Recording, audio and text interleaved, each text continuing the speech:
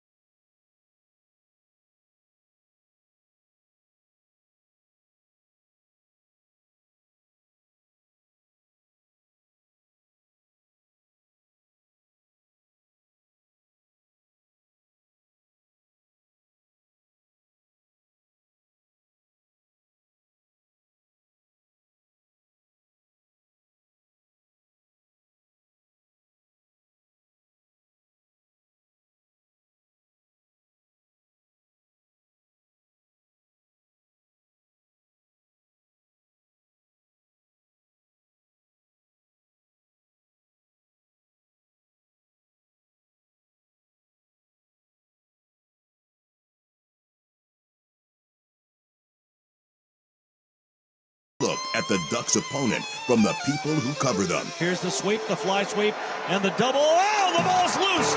Oregon might have a chance and will get on it back at the 23-yard line. Coors Light presents Ducks Game Day on the Fan Sports Network, 105.1, 1080, and the Odyssey app. All right, we'll dive more into what to expect from Oregon, especially on the offensive side of the ball here in a couple of moments. But let's find out a little bit more about Montana State. They're coming to town today, and they bring with them a pedigree of winning football, one of the best programs at that level. Some of the numbers on their rushing statistics and the way that they dominate on the ground are very impressive, so Oregon's going to have to tackle well today.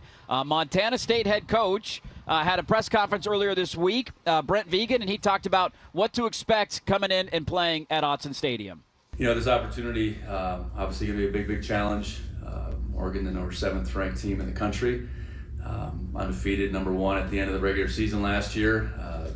Been a perennial, powerhouse for many, many years, and we're going to have to go out there and obviously play very well, and that's going to be a challenge. And I think our guys are looking forward to that challenge, and the opportunity to play in an environment like Autzen Stadium, and all that means is, we got to go out there and still play the game regardless of the environment.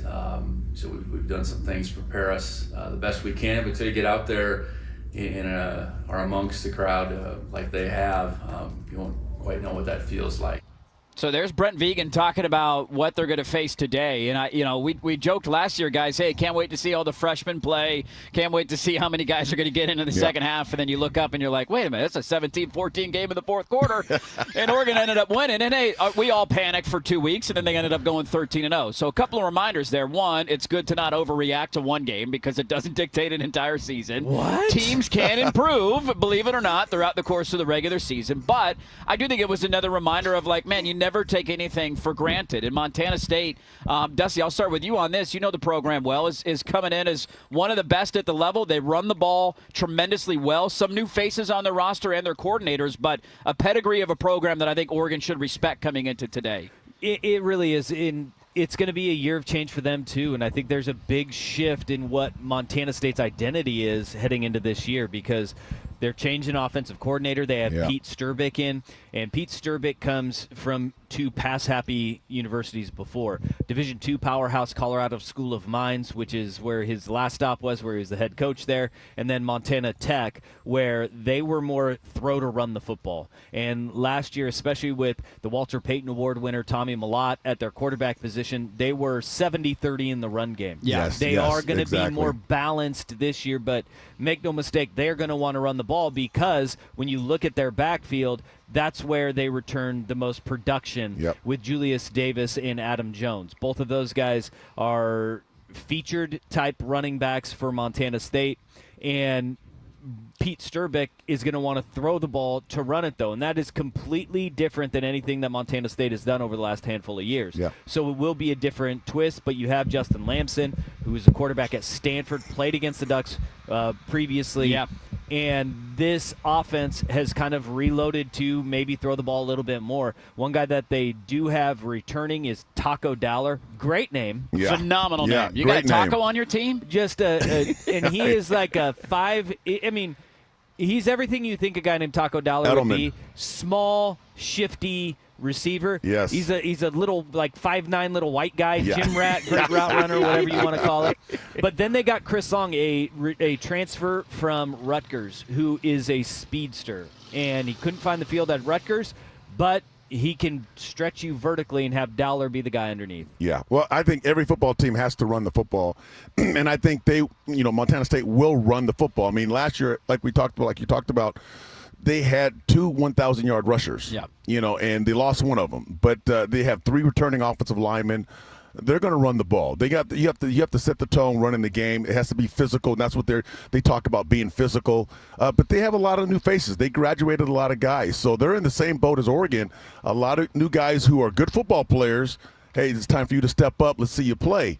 And this will be a big test for them going against Oregon. And that may be the biggest difference from last year against Idaho to this Montana State team is that Idaho team a year ago returned everyone. Everybody was back.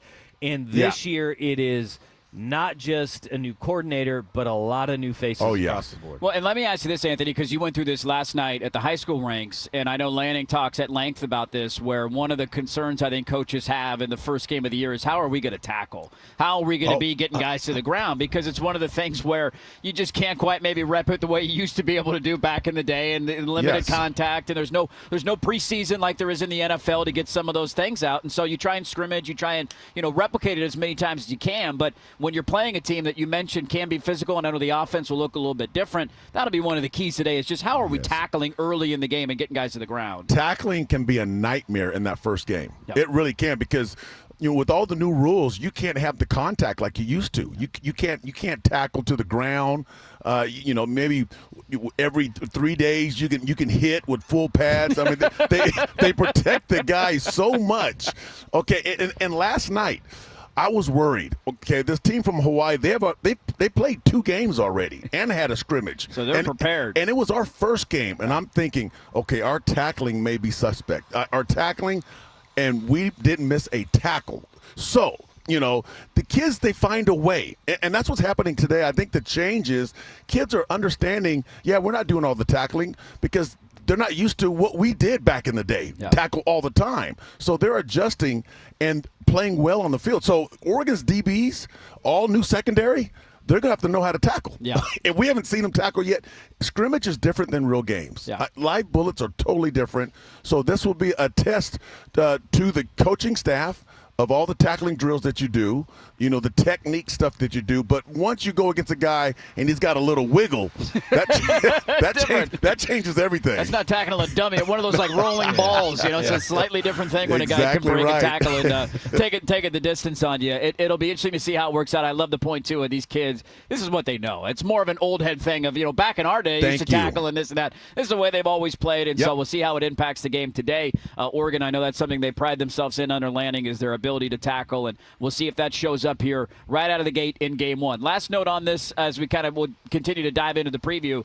How big of an impact is it for both your guys' minds of having on the Oregon side of things going into week 1, both coordinators and, what am I missing outside of a wide receiver coach? I think the entire staff is essentially back from last year. That continuity, how big of a deal is that in week 1? Well, for me, it's huge because that's what I knew growing up. I mean, that Oregon staff was there forever. Yeah. Under Rich Brooks, under Mike Bellotti. They were there forever. And now it's a revolving door. But, yes, to have these coaches come back and kids understand their system, how they speak, what they want, it's huge. But I do say this, and I say this all the time. Coaches don't play. They're not on the field. The kids have to execute. So it doesn't matter what coach is giving you the assignment, okay? The kids have to understand that assignment and execute it on the field. The coach is not going to hit that A-gap and blow up the fullback. It's going to be the middle linebacker. I mean, where the coach comes into play is when he calls a blitz to the wrong side, right? That's where the coach comes into play. Everything else is execution, and that's where I think when you're talking about tackling and it not being as big of an issue, especially at the collegiate level, and I know that, at all levels of football now, they're allowing more time in the offseason to work on the X's and O's and the mental side of the game. That's right. And that is where identification is the biggest part of execution, right? Yep. And a lot of guys miss tackles because they're in the wrong spot or they're taking the wrong angle, and they're not knowing where they're supposed to be and where the help around them is. And that is where you kind of see it comes together where they may not be wrapping up the tackle, but there's more guys there, more bodies there because everybody knows where they're supposed to be. Yeah. And that's the biggest part about this is that if you could get a mastery of what you're supposed to do, the execution becomes that much easier. Yeah, and we'll see how it plays out today. Everybody flying to the football. Oregon, Montana State kicking off at 1 o'clock today. The 2025 season officially begins. Texas and Ohio State underway in Columbus. We'll keep you up to date on what's going on in that game. Arch Manning's got the ball first at Ohio State. Let's dive in a little bit more to this matchup. In particular, what to expect under center for Oregon, an inexperienced starting quarterback for the first time in the Dan Lanning era. We'll dive into that. That is coming up next. We're live down at Autzen Stadium, just getting started. We're with you all the way until 11 a.m. this morning. Kickoff at 1, just under 4 hours from now. But before we dive into Dante Moore, it's time for Ducks Game Day traffic and weather every 10 minutes. Here's Jeff Rust. Things looking pretty good from Portland down to Autzen Stadium. Looking at a drive of an hour and 46 minutes or so from downtown. A little slowing south of Salem. Look out for a smoky there as well. It's currently 64 and cloudy here in Portland. Expect clouds and a high of 79. In Eugene at 61, mostly sunny for the 1 o'clock kick. 74 and partly cloudy with just a slight breeze. I'm Jeff Rust with Ducks Game Day weather every 10 minutes. The matchups, players, and position groups that will impact the game. It's time for the breakdown. Fade run out to the left. Was it caught? It was! Touchdown! Evan Stewart. Coors Light presents Ducks Game Day on the Fan Sports Network, 105.1, 1080, and the Odyssey app.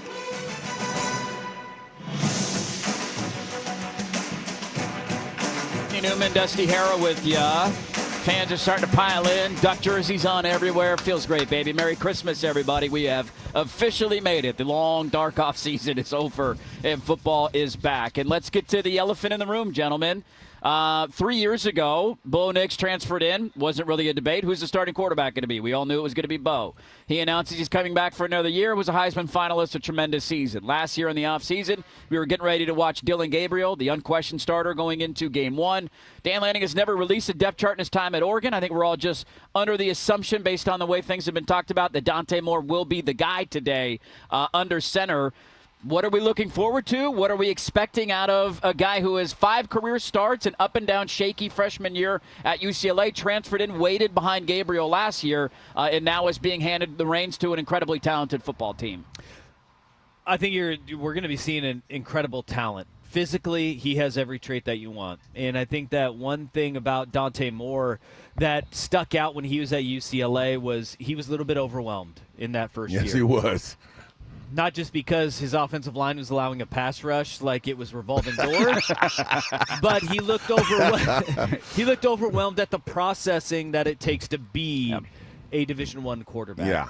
And it takes time. It takes reps, and you have to have a mastery of the offense, and that is a really difficult thing to do in a short amount of time. Last year, I think the biggest thing that Dan Lanning, Will Stein, and that offensive staff did for Dante Moore was they said, you are Dillon Gabriel's shadow. What he does, you do. And that goes to being roommates on the road, going and watching film over at Dillon's house, and taking in his process of preparation. Because you are not a 5'9", 5'10" quarterback Right. without being the smartest damn guy in the room. Right. And that's what Dillon Gabriel was. And I think that has showed so much, and we saw it in the spring game, just how much more quick Dante Moore was making decisions, how fast he was to make a check at the line of scrimmage, even in a spring game, right? And get guys in the right place. Be an organizer, because quarterback, your first thing is you are the organizer. Yep. You organize everybody from the line to the backs to the wide receivers, making sure everybody is in the right spot at the right time. And for him to pick that up over a full year and now have 18 months as the organizer of this Oregon offense, I think that's the biggest thing that people need to watch for. That, and we saw it in the spring game, he had that sidearm throw. It's like he was Dillon Gabriel's shadow. He picked up the intricacies of Dillon's game of the arm slotting and knowing when to take it off and when you need to really zip it in there, how you throw around a defender. Those are the things that I'm looking for, is organizing, and then physically, what does look different from him, because he was really robotic at UCLA. Yeah, he was. I think you get that as a freshman, though, right? Naturally. Yeah, no doubt. I mean, there's nothing like experience, though, and he has the experience, meaning that he started, for a D1 program, UCLA. Now, the problem, he had, 5 starts and 9 picks? I mean, that's not very good, but yet he was a freshman. I'm hearing from the receiver core that he throws a great ball. He spins it better than anyone. And receivers love when it's a good ball, it's a catchable ball. Some quarterbacks try to throw the ball too hard, try to fire it in there, and it's hard to catch. I'm hearing that, hey, everything he throws, you can catch it. And that's what they want. They're in stride. They're catching the football. It's right on the money. So this will be interesting to get in there and watch him perform. And now it's his team. Now, if he starts, Yeah. it's if he starts, We all assume. Yeah, we all assume. Right. But it's his team, and I got control of this team. I'm getting everybody set up, and I'm gonna take it to the promised land, and that's what's gonna happen. And I'll tell you, this is like Andy Dirt Johnson right here. Catchable balls are really Catchable balls, important. man. I mean, You have there's to. guys that can throw the ball hard, but if the ball spins, if you have too much spin on the ball, it just goes right through your hands as a Oh, receiver. yeah. I mean, Sometimes it it's is a heavy really ball, hard. and it just feels like people have described it like catching a feather from him. It's just very light. Yes. And some quarterbacks have that zip, but the ball just stops right when it hits Yeah. your hands. And there is something to that touch that you have to learn. Hey, not all of us are first-team All-League PIL quarterbacks. What I'm talking That's about. why we're here, right? All of our right. great playing experience What, back in the day. Cleveland? Yeah, man, PIL champs. Yeah, Don't worry that's about what it. I'm Come on talking now. about. Come That's on what I'm now. talking about. We're off and running. I love Hey, it. We can talk about my high school career more if you guys want, or we can dive into the defensive side of the ball. Either way, we'll see where we go over the next hour and a half. Let's get to Anthony Newman's side of the ball coming up next. Defense, man. So many new faces. You mentioned it earlier, Q. Only 3 returning starters. What do we expect from that side of the ball? Want to start diving into Oregon's defense. We're going to continue on this breakdown of the game, get to some keys. We'll take a look at some of the Big Ten scores. All that still to come. We're live down in Eugene at Autzen Stadium, just getting underway here at the Ducks Game Day. Now it's time for Ducks Game Day weather and traffic every 10 minutes. Here's Jeff Rust.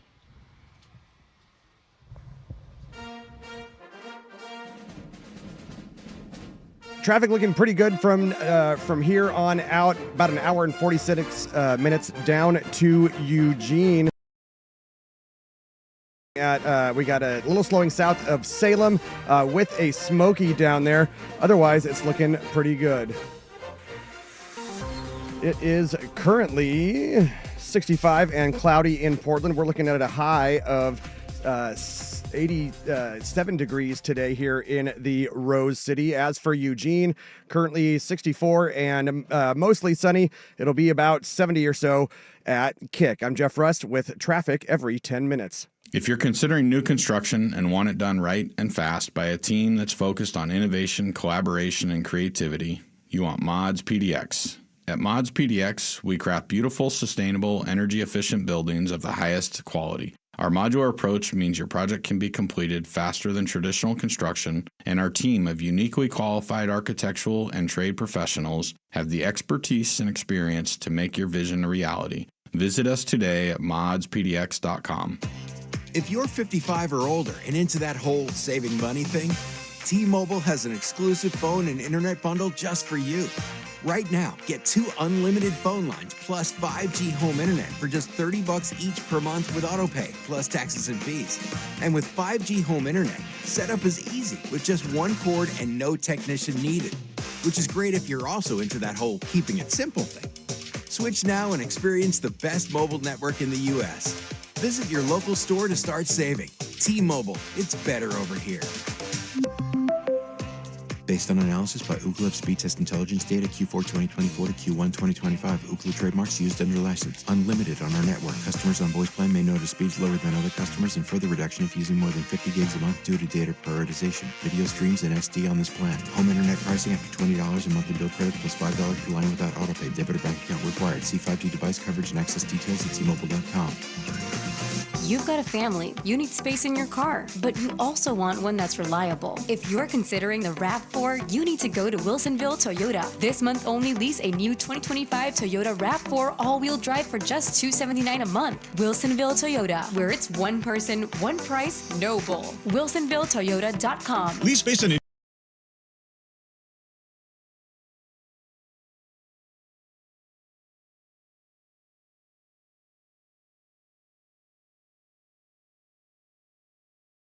This is The Breakdown. Justice Lowe reaches back, grabs that ball, rolls in. Touchdown, Oregon. Coors Light presents Ducks Game Day on the Fan Sports Network, 105.1, 1080, and the Odyssey app. All right, we're back live down at Autzen Stadium, hanging out. Oregon, Montana State getting ready to kick off.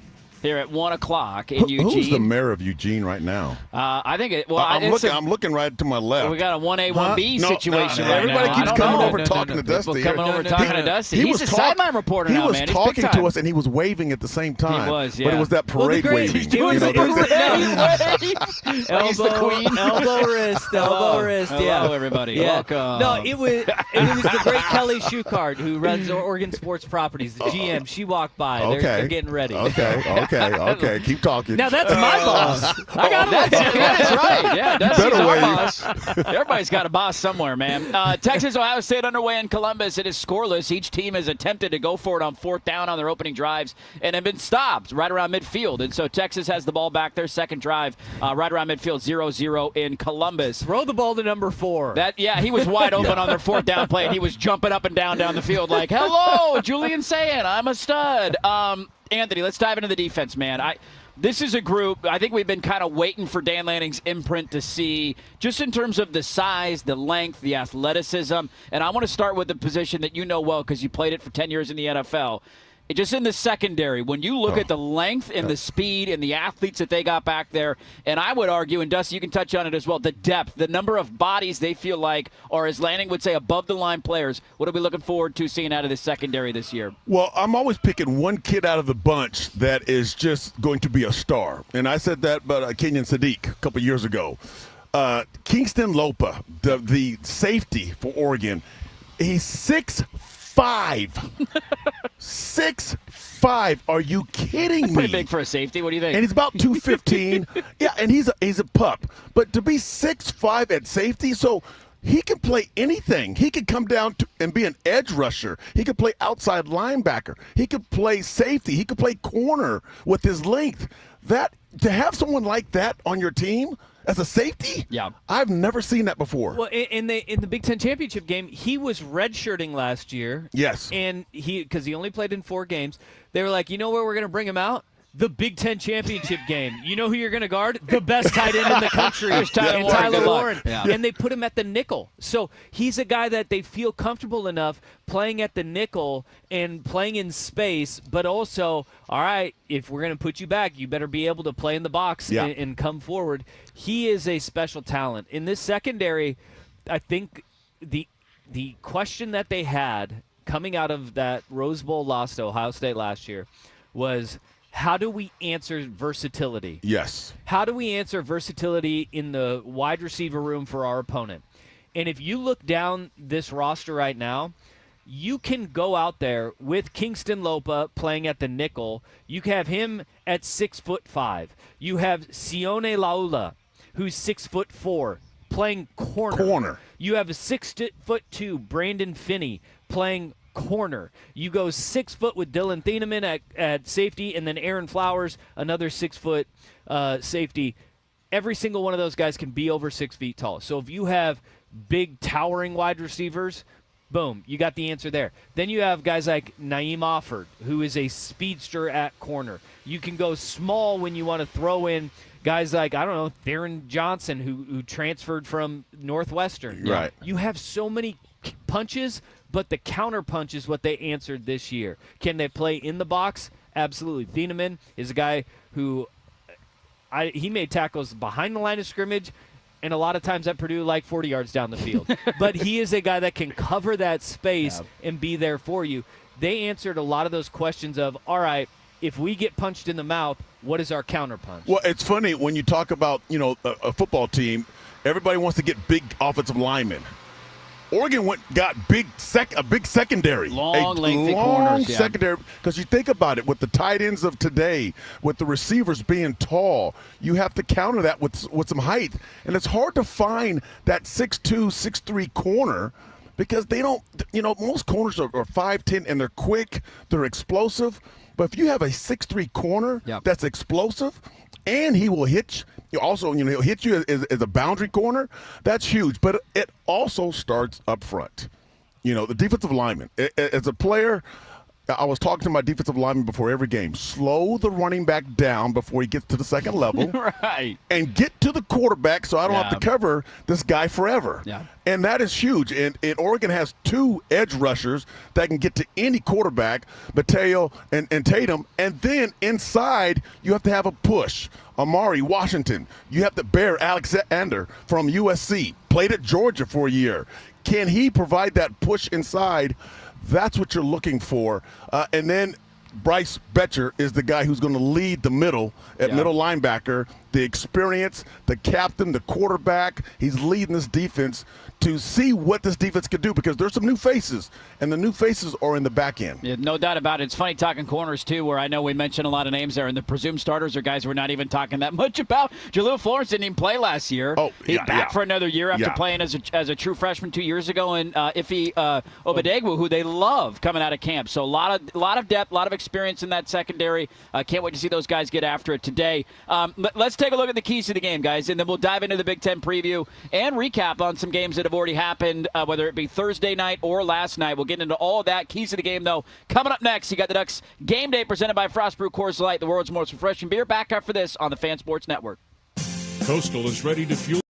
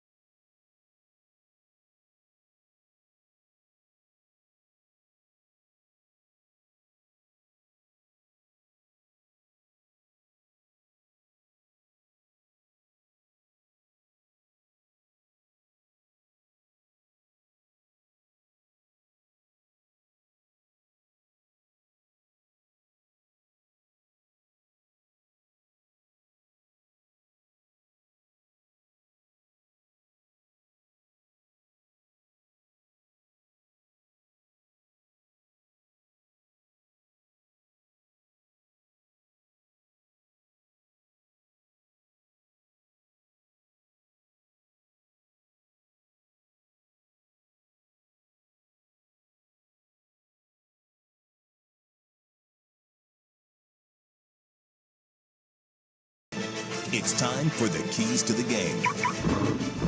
What will drive the Ducks to victory today? Throws it downfield, and it was intercepted. It was picked. Down the right side, 5-3-2. Did he get there? No, not quite. Dante Manley with the interception. Brought to you by Wilsonville Toyota. One person, one price, no bull.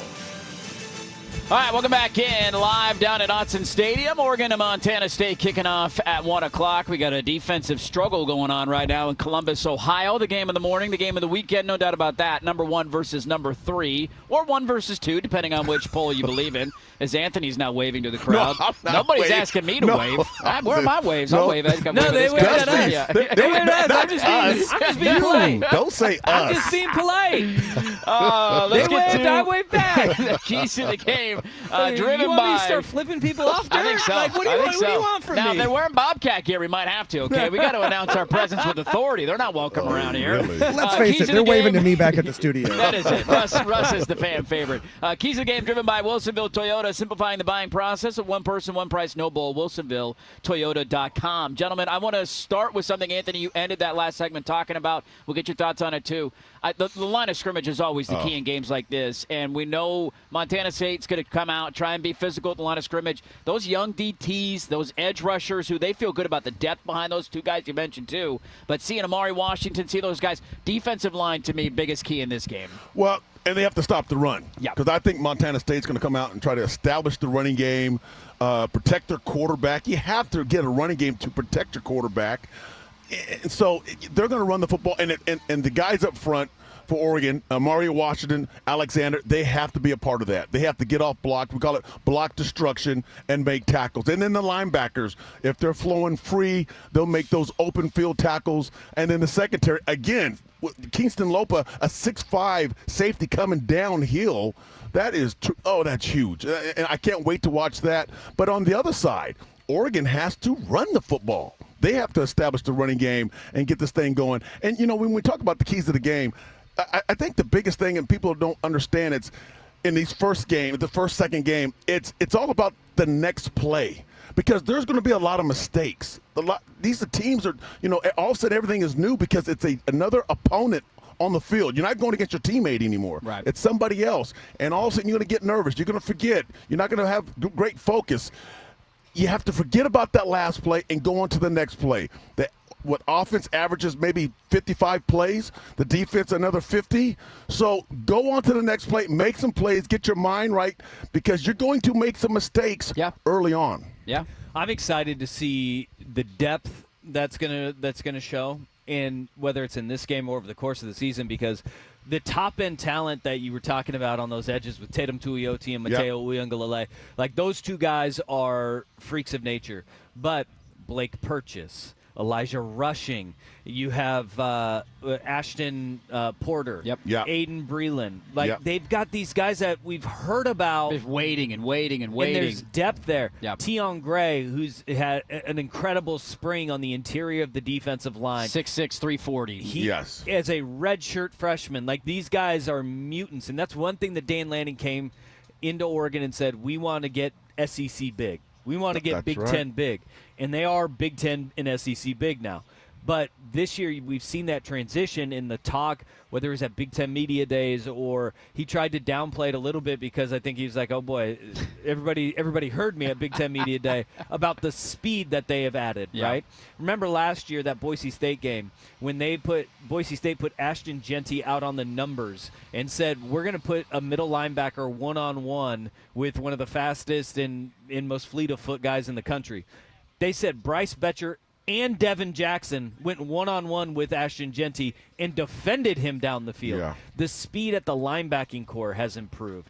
The speed on the edges has improved. The speed in the secondary has improved. So they went size. Now we're getting them faster. I'm really interested to see the speed and the difference it has made on this defense, this year. No doubt about it. One other key I'll throw at you guys, and you kind of touch on it there, Anthony, of flushing the play, moving on to the next one. You're going to make mistakes. A lot of these guys are inexperienced. You're going to have a blown coverage. You're going to drop a pass, whatever the case. The other thing, too, in game ones, and I know Lanning talks a lot about this, is stay true to your rules because funky stuff's going to happen. Yes. You go back to the Idaho game last year, they're hanging around.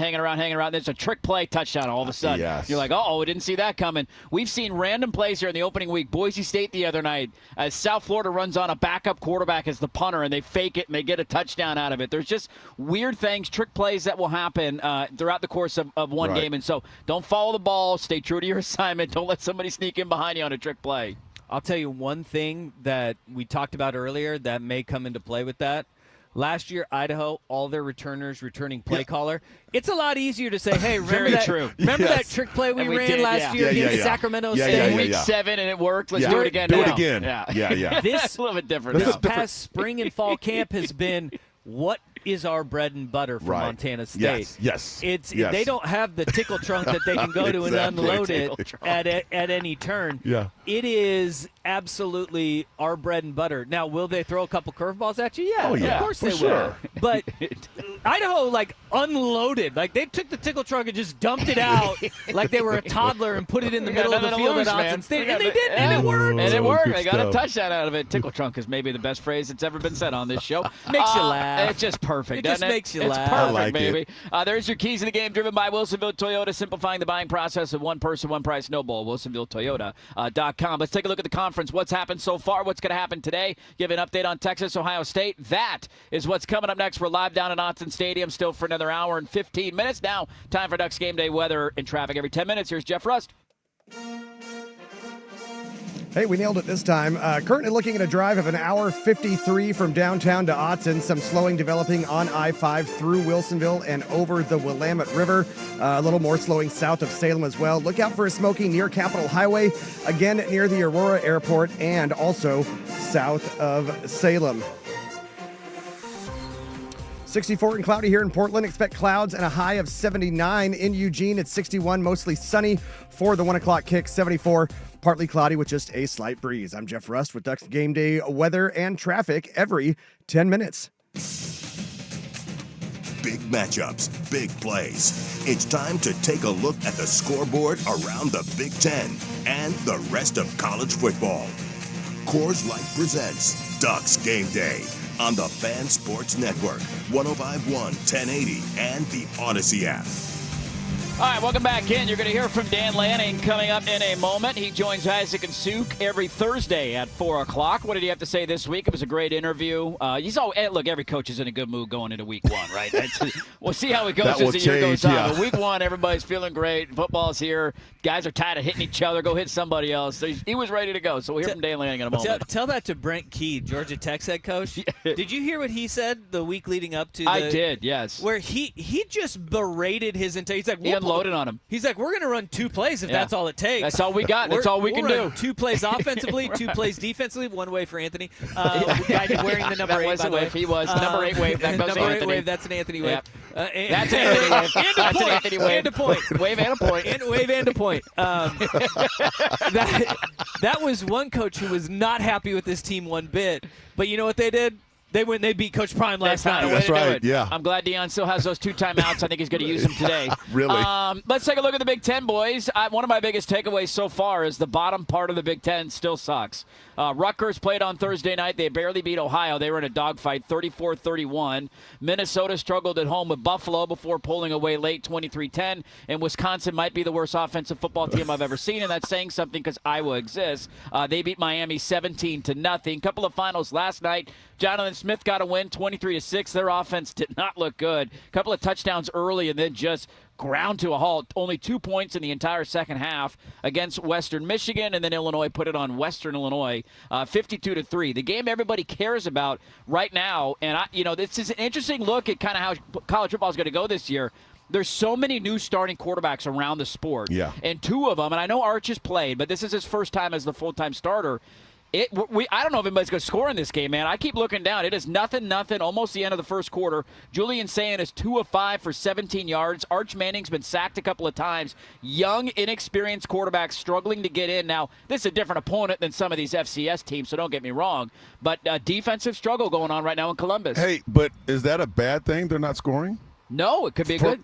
Is it great defense or is it bad offense? That's what I'm talking about. Hey, wait a minute. For me, I love it. 0-0. It's beautiful football right here. The defense is playing well. They're flying around, man. Now, I know everybody else in the world want to see 60-40 or something like that, but no, I want maybe 3-0. That's a great game. That's fantastic. That was the most defensive coordinator response to the question I could have ever imagined. And I love that from you. But you're not wrong.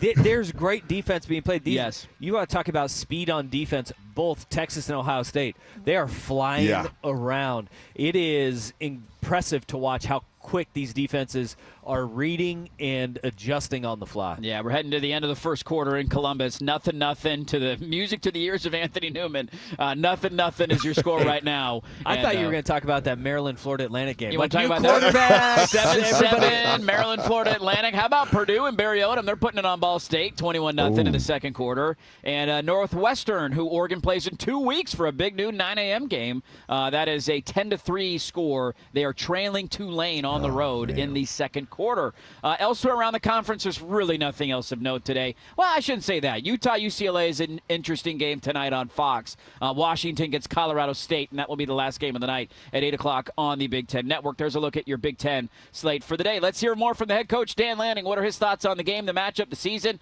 The head coach joins Isaac and Suk every Thursday at 4 o'clock, and you're going to hear from him next. Ducks pregame show live down in Autzen on the Fan Sports Network. Bellagio's Pizza, a Northwest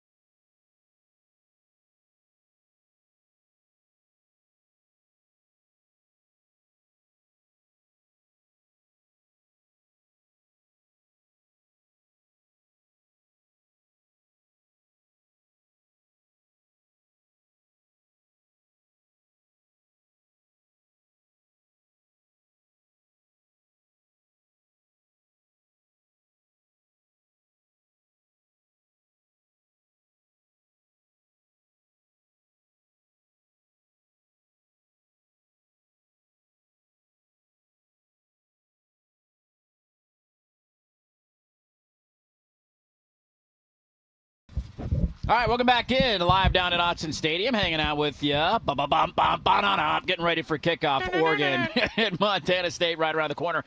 Let's talk some recruiting, shall we, boys? Joining us now, as he does every Saturday, as we get ready for the start of the season. But you never take your eye off of what's going on in recruiting. Our recruiting insider of Sporting News, Prep Zone host, and you can hear him every Thursday right here on The Fan. Andrew Nimick, at Andrew Nimick on Twitter. Nimick, good morning to you, buddy. Happy college football season. What are the things we're keeping our eye on with recruiting as we head into the start of the 2025 season? Yeah, I think it's business as usual for Oregon, and business is booming. They have a recruiting class that's 7th in the country with 17 commitments, but it is number 1 nationally in terms of average rating per commit. That means basically that USC has 31, 32 commits, so they're higher. But if you just look at average rating per commit, Oregon's the highest in the entire country by almost a full point, which is a massive, massive margin.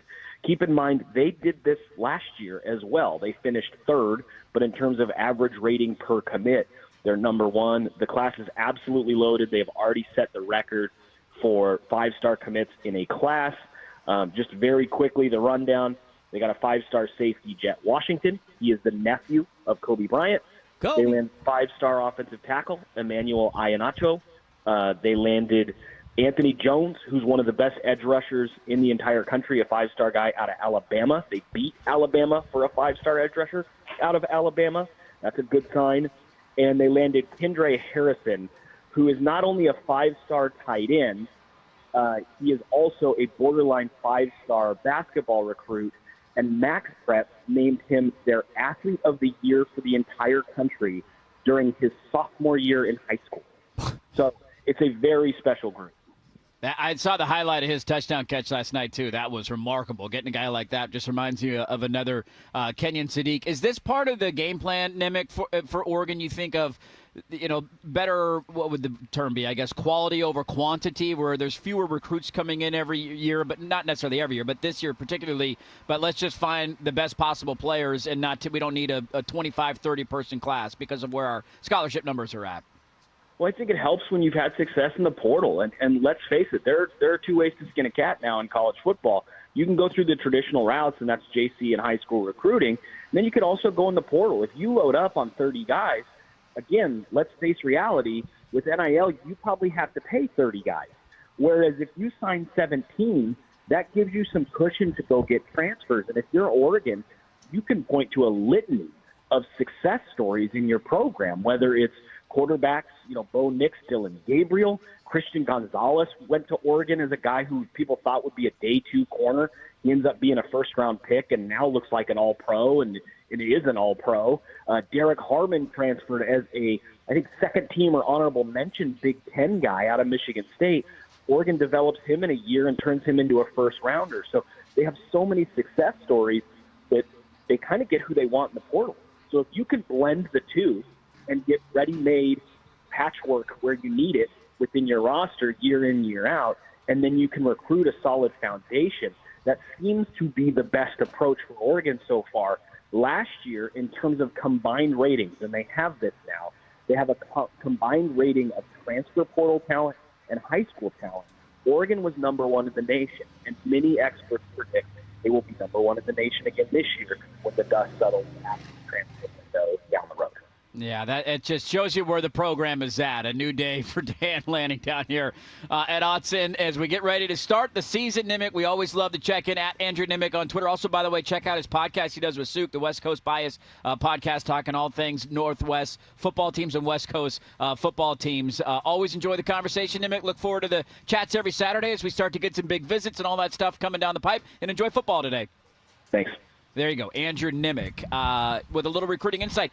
It's just remarkable, man, how much the recruiting platform has changed down here. It's like night and day. Number 1 composite class. Are you kidding me? Number 1 in terms of the quality of player in this year's class. Just remarkable. When did we get kids from Alabama? Number 1 player in the state of Alabama, if he signs. Now, exactly. But you know who it was last year? It was Naeem Offord. Was the number 1 player in the state of Alabama. They got a chance to do it back-to-back years. Look, and that's the thing is that you go into Alabama. You get the number 1 recruit out of Alabama, out of their backyard. Trey McNutt this past year, who unfortunately went down with a leg injury, and we won't see him for a while.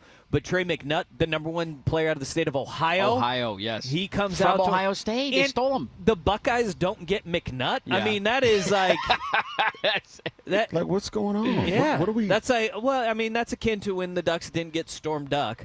But yes, like all those things. But we did get Wesley Mallard, and that's important. Yes, Yeah. you That's got to make sure important. the namesakes stay here, man. Those things are important. As Dan Langan would tell you, the grass is damn green in Eugene, and It the kids sure are figuring is. that out in I mean, recruiting. And they get Jet Washington, huge rival. There's a Yes. kid named Beavers who's We got a coming in. Beaver and a Washington in this recruiting class, man. I love it, dude. There you go, recruiting look. Let's dive And the back cafeteria says eat your rivals. Yes, it does. There could be Beavers and Washington in there. Okay. Let's reset everything and take a look at this matchup. Continue to dive into it. We're live down at Autzen. I don't know, man. We got an hour to go. We're running late. Let's go back into Oregon, Montana State right after this. But now it's time for Ducks Game Day weather and traffic every 10 minutes. Here's Jeff Rust. Currently looking at a drive of about an hour 53 from downtown to Autzen. Some slowing developing on I-5 through Wilsonville and over the Willamette River. A little more slowing south of Salem as well. Look out for a smoky near Capitol Highway, again near the Aurora Airport, and also south of Salem. 63 and cloudy here in Portland. Expect clouds and a high of 79. In Eugene at 61, mostly sunny for the 1 o'clock kick. 74, partly cloudy, just a slight breeze. Should be into the low 80s by the end of the game. I'm Jeff Rust with Ducks Game Day traffic and weather every 10 minutes. Your home for the Oregon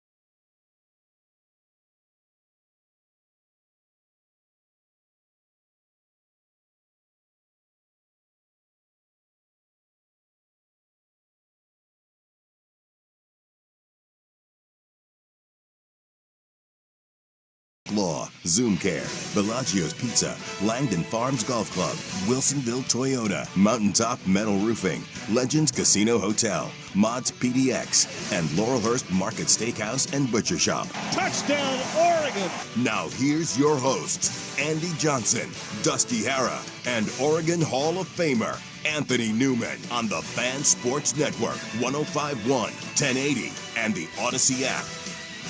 That's right. We're back down at Autzen Stadium. Andy Johnson, Anthony Newman, Dusty Hara hanging out with you for another hour before we get closer to kickoff. Oregon, Montana State coming up 1 o'clock right here on the Fan Sports Network. Mike Jorgensen's going to join us coming up in a little bit. You're going to hear from Joey Harrington, as you will, every single week, and we'll take a look at the injury report in a moment as we begin the second hour of Ducks Game Day on the Fan Sports Network, brought to you by Frost Brewed Coors Light, the world's most refreshing beer. Only one Hall of Famer on this set, but that's all right. We got him sitting next to us, and we're ready to talk some Oregon Duck football. You're still bitter about the Cleveland I'm still Sports Hall of upset, Fame. man. You're not in the Cleveland High Come Hall on, of baby. Fame. Come on. One of these years I'll get that nod. That is doo-doo. Thank you. That is doo-doo.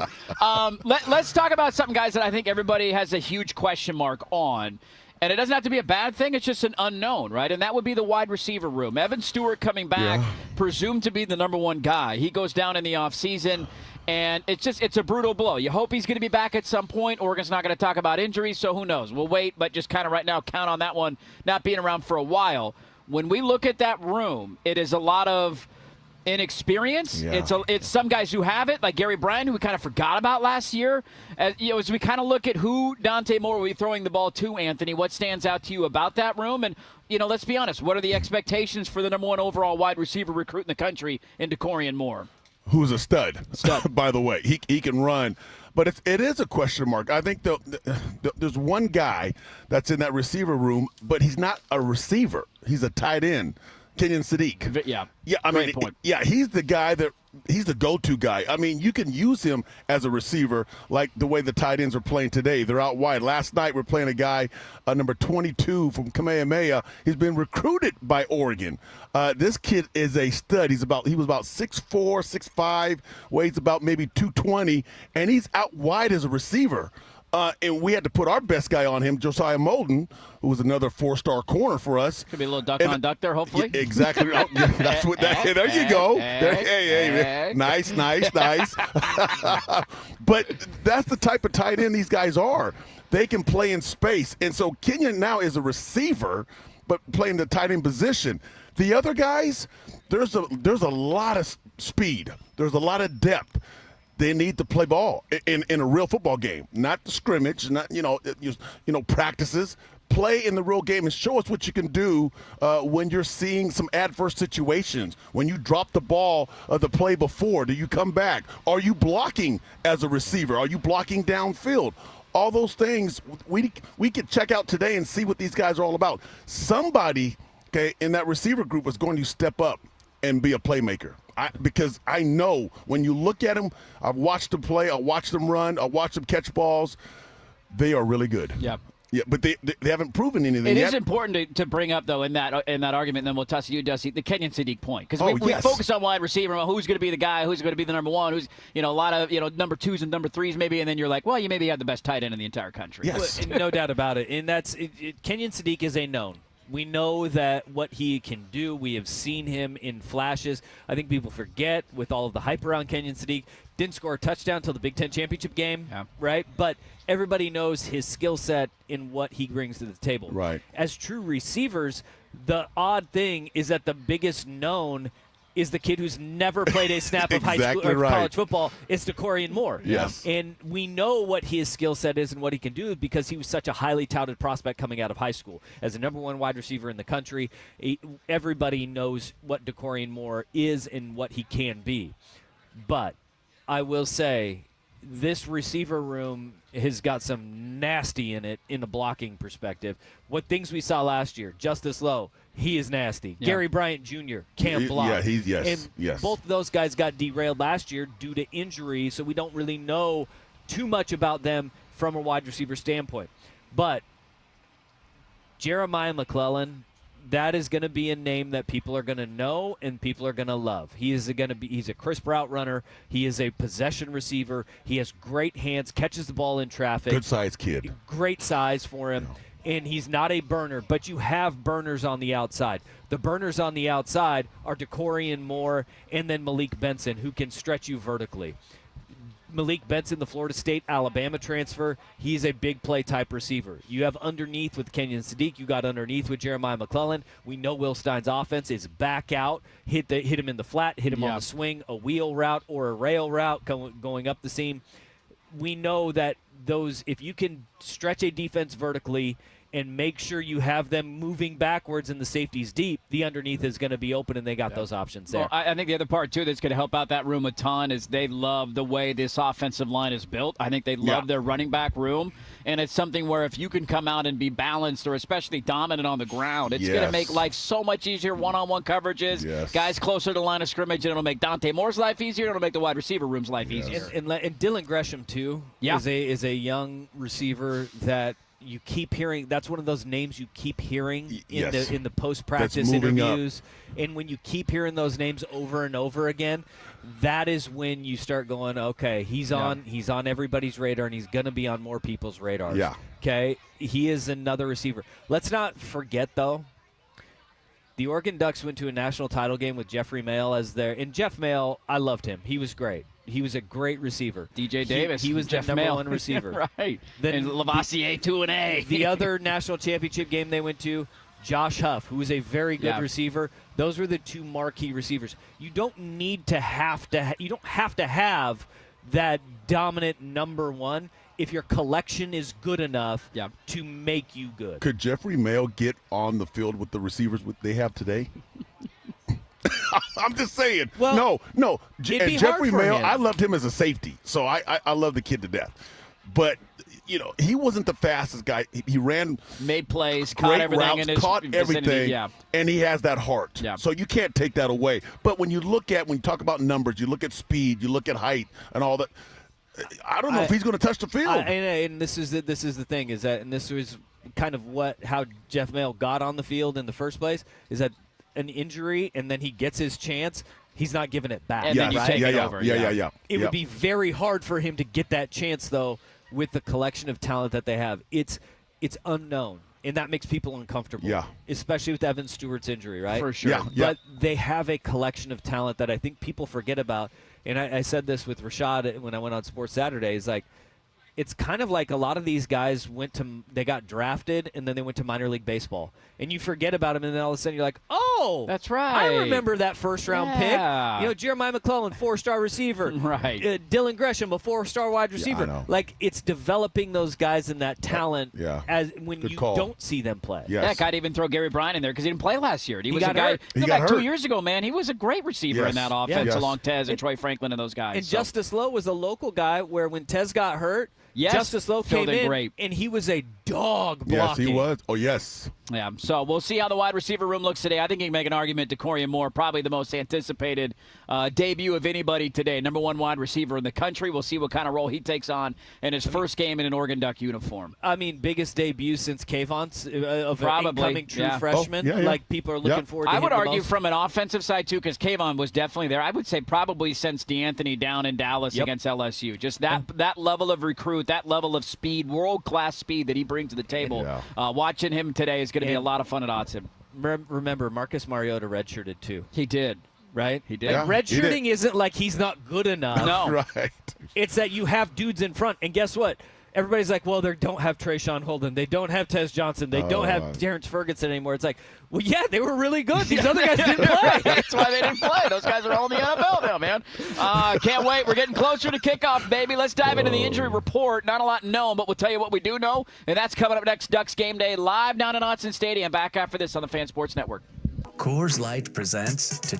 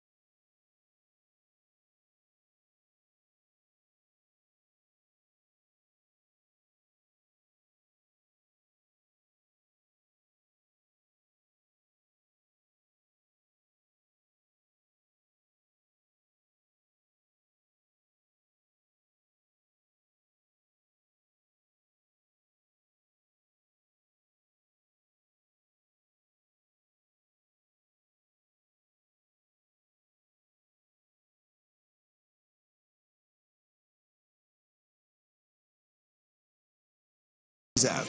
This is the Injury Report, brought to you by Zoom Care, with clinics near you. Zoom Care offers same-day appointments when you need them, even on evenings and weekends. Insurance accepted, including Medicare. ZoomCare.com. Yeah, I'm not going to talk about injuries. Coors Light presents Ducks Game Day on the Fan Sports Network, 105.1, 1080, and the Odyssey app.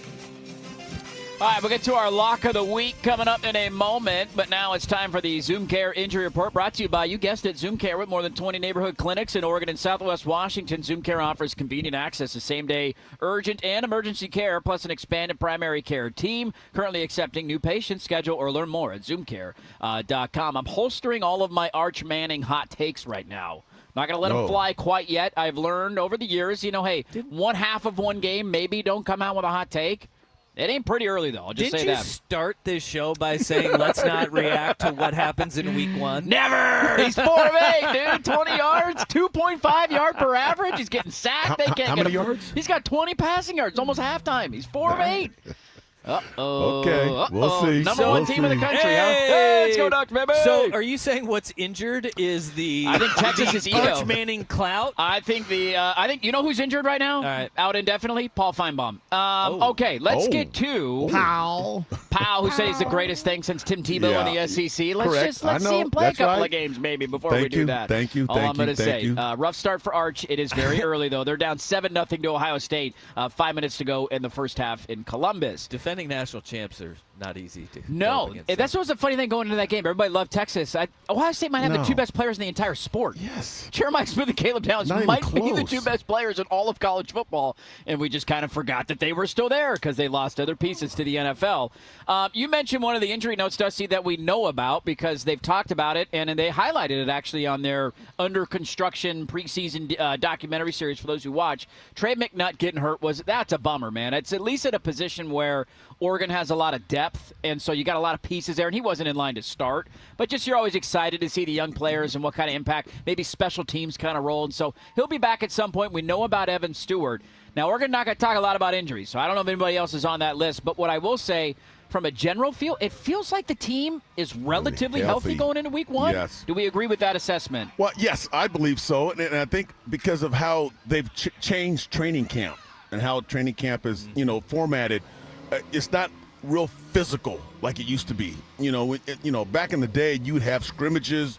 You have every drill was a contact drill, inside run, doing all those things. You don't have that right now. So it's nice to know that when you go into the season, you have to be healthy because you'll never be healthy after the first game. You're going to be beat up from that point on. So if you can go there with your team being healthy, and if you can finish the year healthy, knowing going into the playoffs, you have a healthy team. Yeah, it's a little bit of luck, because sure, man, injuries happen. It's part of the game. It's a physical sport. It is funny to think about the guy who, remember we were on Matthew Bedford watch for the first month of the season last year. I know. He's healthy. He's available to play today.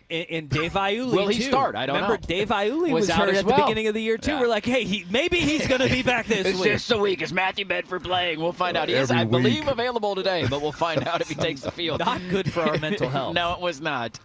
So Oregon relatively healthy. Hopefully McNutt is back at some point in the near future. And Evan Stewart, we're rooting for to get back on the field in the back half of the year. There's your injury report brought to you by Zoom Care. Let's get to the lock of the week. I got one. We'll see if these guys do. That's coming up next. Ducks pregame show live down at Autzen Stadium on 105.1 FM The Fan. Coastal is ready to fuel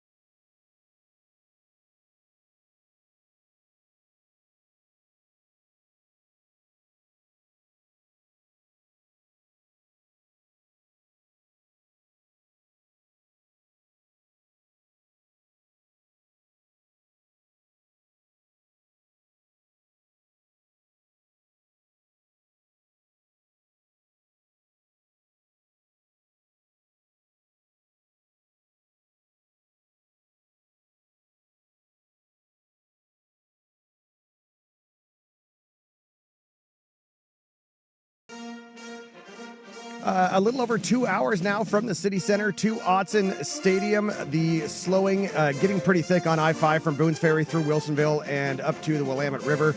Really heavy slowing through Salem as well. Reports of a smoky at Kaiser.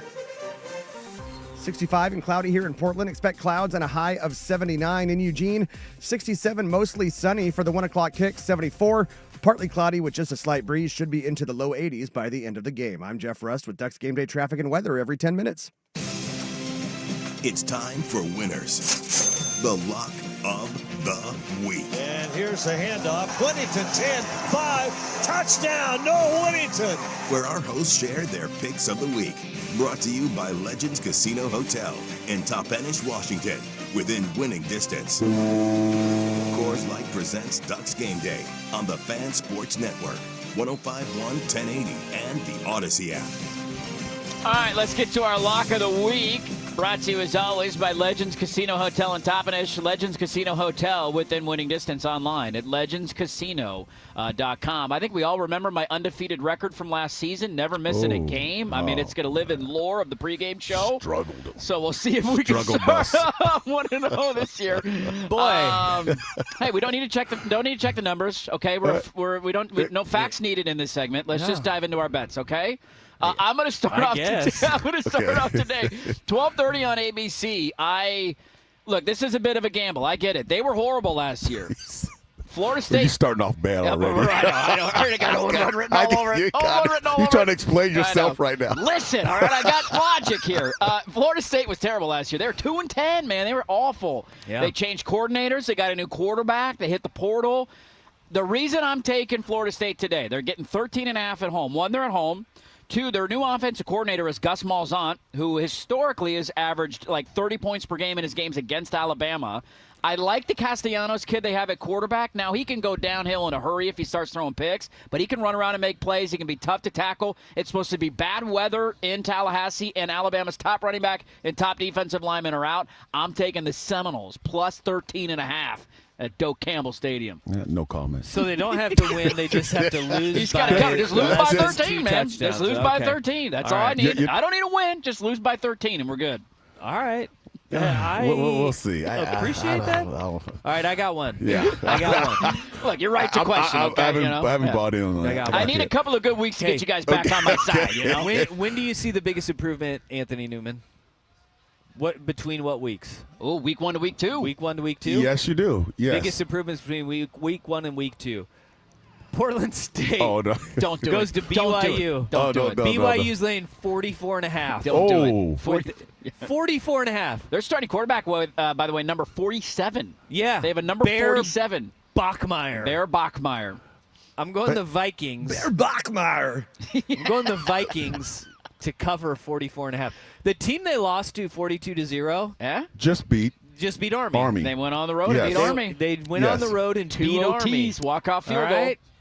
But against BYU? Don't, Anthony. I won't say nothing. No. 44.5 is a lot. We're all technically undefeated right now. That's how the game is played today. You score a lot of points. Yeah. This game is made for the offense to win. I'm going 45. They're going to score 60. But if I get a 45-6 game, I win. If I get 45-3, I win. Did they score last week? Portland State? Don't worry about it. It was 148 degrees on that turf. It was too hot for them. It'll be cooler in Provo. Okay, they had goose egg.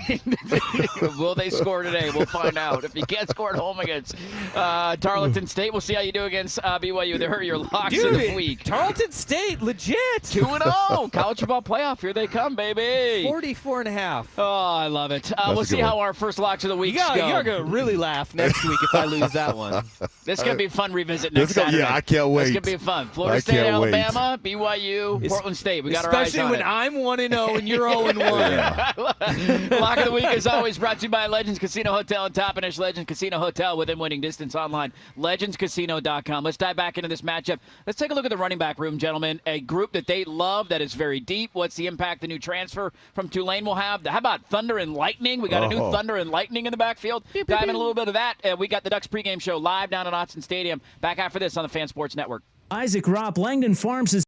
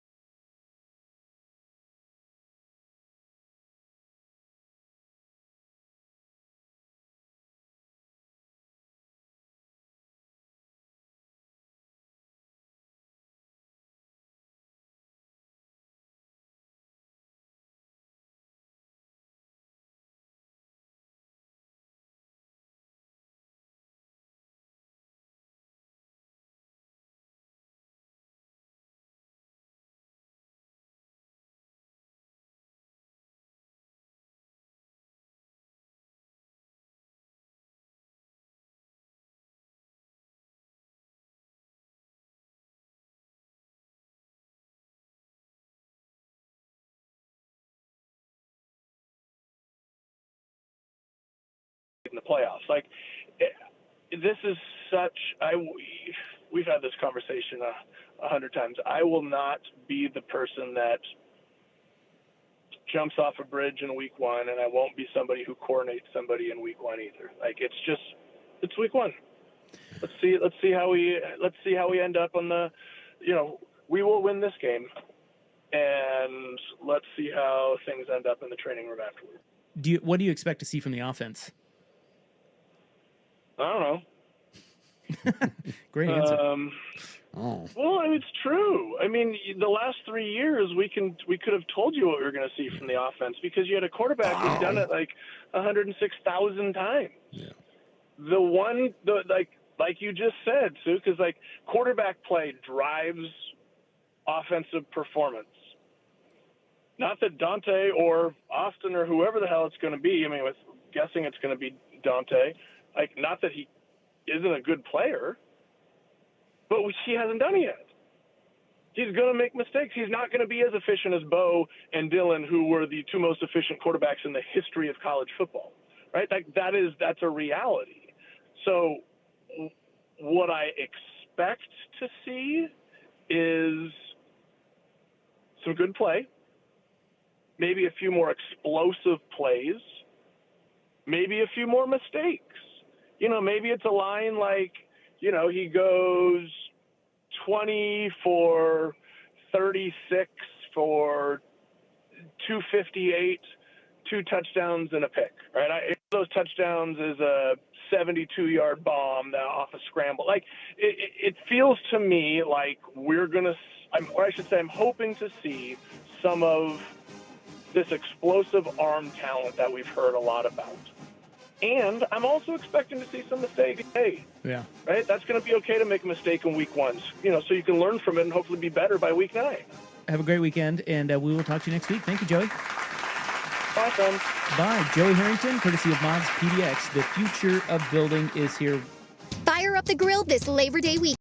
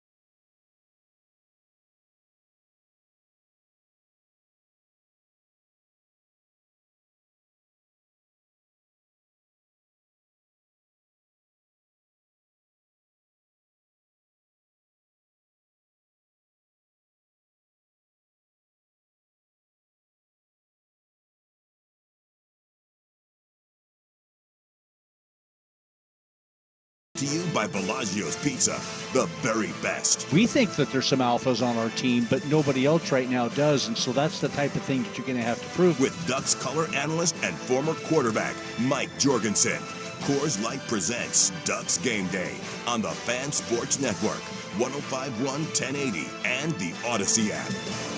Talk to Mike Jorgensen, color analyst of the Oregon Ducks, brought to you by Bellagio's Pizza. Score big with their game day special, a large cheese or one-topping pizza, small cheese sticks, and a 2-liter, all for $25. Go to Bellagio'sPizza.com. Find one of their 13 locations near you. What's your go-to pizza, Jorgie? Gentleman, by the way. Good to see you. Gentleman, it's great. Isn't it? Good to see you. Yeah. Hey, we're here, baby. I got about 2 or 3. I mean, my favorite, but I might be get sitting in the What wrong hands. Hey. I'm Jeff Jr. with Trajan Well. Oh, okay. Wow, I don't know what happened there. Are we still live on the air?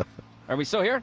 Yes, we're still on the air. Okay, we're still on the air. All right, we're still here. Canadian bacon and pineapple. But then you're a people pineapple go, guy? Come people on, go, Jorgie. See, that's Come the thing. I'm on. afraid Me to too. admit it. I I didn't am want to too. admit it because I knew everybody says pineapple on pizza. No, I do too. Do you? Yes, I got love two it. pineapple people with me? Come on, yes, man. I love Come it. on. No, barbecue chicken. That's, I mean, yeah, now we're that's talking. always solid. Now we're back in the good graces. No. Hey, man, Montana State. Let's go. Season's here. Yeah. 30,000-foot view. What are we excited about today? What are we looking forward to? I think we're excited to see a lot of new guys out there. Thank some you. really top-end, high-end young talent. Yeah. And again, they're going to have to grow up in a hurry, and this team needs them to grow up in a hurry. Oregon has, especially on the defensive side of the ball, the right guys back in the right places. Where they picked up a couple of transfers, have filled the voids at some pretty important positions. Amari Washington has grown up as a defensive lineman. Bear Alexander, solid. I want to see him take it to another level that we saw at Georgia early in his career. But it's on the offensive side of the ball, and maybe in the depth on the defensive side of the ball where there's some young, high-level talent. It shows a lot during the practices. Now it's got to grow up and get game reps. Yeah. Let me ask the ex-quarterback, Dante Moore. Or, well, if he's going to start today. If he does start today, talk about Dante Moore. Well, I tell you, he's played just enough football to be comfortable out there. He looks very comfortable in everything that he does. You know, this is his second year in this offense, which is a huge advantage when you can go through it like an Austin Novosad has multiple years, and you just feel comfortable out there. He's got all the throws. Yeah. Unbelievable arm, angles, get it out of his hands quick, makes reads, some of the predetermined throws, the ball is out there faster than I think anybody I've ever seen. And there's been some guys like Bo Nix and obviously Gabriel last couple of years you see take those screens to the outside and the ball's out of their hands. It's out quicker. Right. So he's athletic enough to hurt you because I think these days if you don't have a quarterback that can move around a little bit, you're playing with one arm behind your back. Right. So he's a guy that can hurt you, but they don't want him to have to run. Let me ask you this. You know, sometimes when you have two quarterbacks, it's a battle, and you've been in this position before. If you get the start, and all of a sudden, do you feel like you have more pressure because the guy behind you, he's looking to come right in? If the coaches are looking to replace you because you made a mistake, or do you feel like, hey, I got the job, I feel comfortable, I'm not looking over my shoulder every 5 minutes, even though I make a bad pass or whatever? What's that feel like? Yeah, I mean, it's a really good question, and sometimes it's the dynamic of the guys, the type of personality of the guys that you have at that position, and all of a sudden makes you feel like you're looking over your shoulder. Yeah. Instead of a we type of situation, it becomes a me type of situation, and you're worried about you, and you're worried about the guy behind you instead of worrying about ourselves as a group. So I think the dynamics of this group is not a pressure of I got to make the play or the next guy's going to come out the next series. Right. But at the same time, you know, Dante Moore has an expectation of himself. He's a good player. He wants to execute this offense. He wants to execute at a high level. But I don't think they're going to take the attitude if he starts this game that 3 series in, they're going to replace him if he has 3 bad series. Right. So. Well, the other part, too, is, you know, I know we get excited for these big opening games, and we're getting to look at Texas and Ohio State today, breaking in 2 new, basically starting quarterbacks, and against elite. I mean, it's a struggle fest out there. Arch has 20 passing yards in the first half. There's a benefit there of playing in Montana State with let's get you easy in a little bit, right? Get the good mojo going. You got Oklahoma State coming to town. The other thing that will help him, too, and I'm curious your thoughts on, is this the biggest offensive line we've ever seen in Eugene, Oregon, just in terms of size? And then, everything I'm hearing from Samples, the running back coach, they feel like they got 6 backs that could go for 1,000 yards this year. I mean, just the depth that they have there and the size up front going to make his life a lot easier. Well, the dynamics of the size of the guys, right? Yes. I mean, Ulu's, 310 pounds at 6'1", and then you got Isaiah Ward at 6'8" on the outside. I mean, it's weird. But it is that dynamic that we've seen in the past when all of a sudden you plug in 2 or 3 guys, and the guy I'd love to have back every year as a returning starter is my center. Sure. And let alone a quarterback that starts too. And I know Dante has started some games, not here at Oregon, but when you've got 2 guys there that communicate everything and have control of everything, that's who you want. But the offensive line, again, has to come together. We saw last year, against Idaho, I mean, that was an offensive line with Connerly and Harper and Alaulu and a lot of guys that played a lot of football. And there was confusion up there, and they didn't take care of business in the first couple of games, but they got better and better. I think that's probably what you're going to see with this group this year. Is that first 3 or 4 games, with Oklahoma State coming, going to Northwestern, having Oregon State come in. I think it's the 4 games that you want before you go to Happy Valley and play that game. Yep. I got another quick question. You've been in this situation before as a quarterback. Okay, now let's jump into the defensive side of the ball. All of a sudden, you look in the back end, secondary, and you see a defensive back who is 6'5", 215, Kingston Lopa.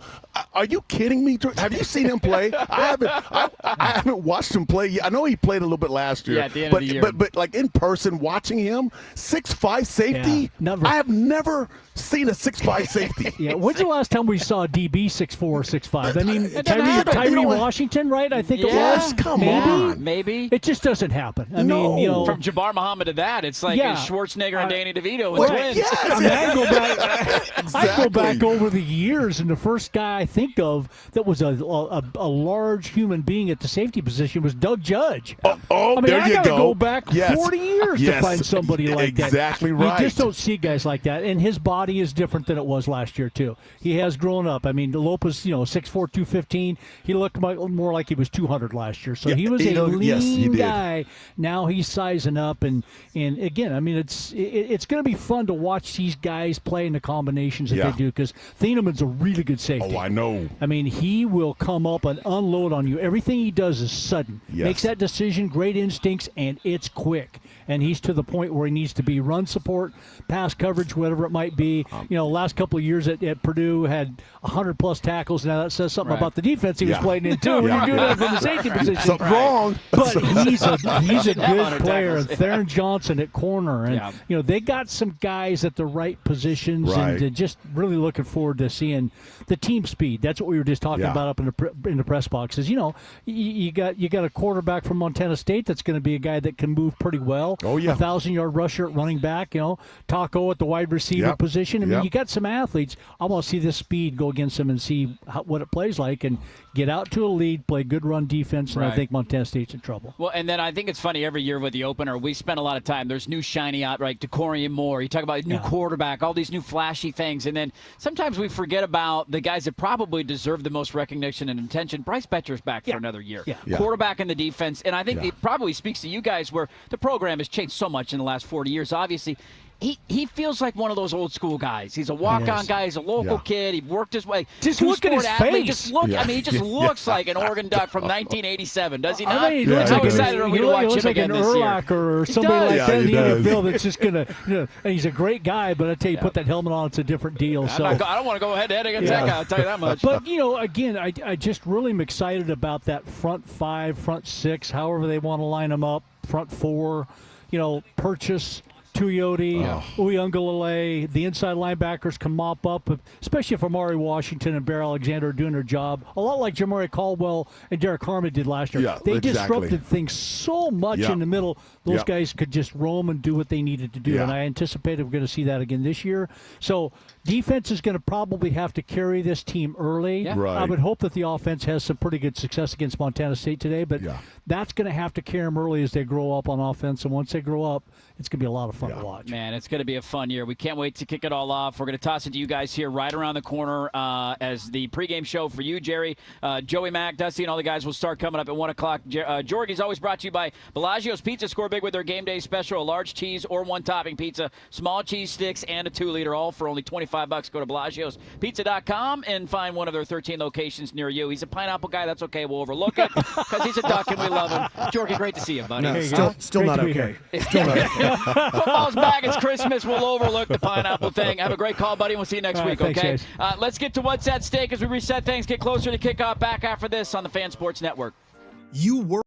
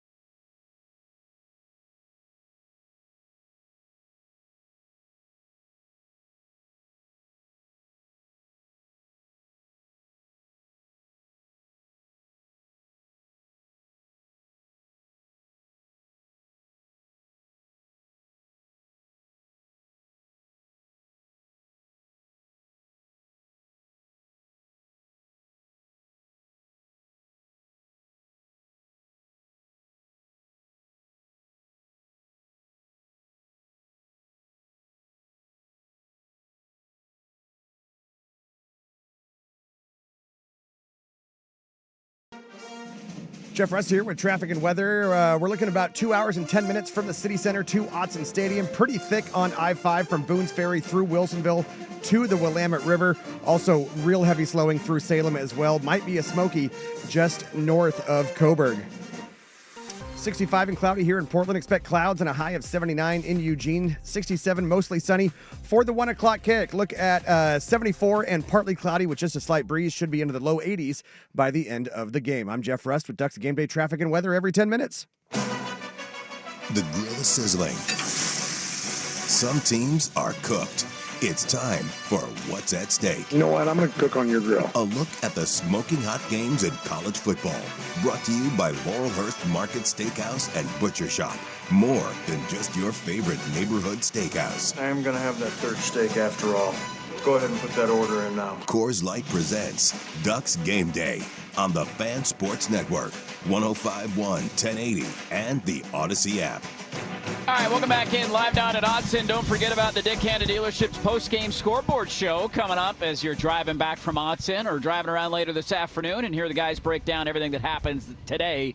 Game 1 of the 2025 season live down at Autzen. Let's get to What's at Stake, brought to you by our great friends at Laurelhurst Market. More than just your friendly neighborhood steakhouse. Make your reservation today at laurelhurstmarket.com. It's interesting, guys. I wanted to start here because we were talking about it with Jorgie. There are a lot of new faces on Oregon's team this year. You're breaking in, essentially a new quarterback.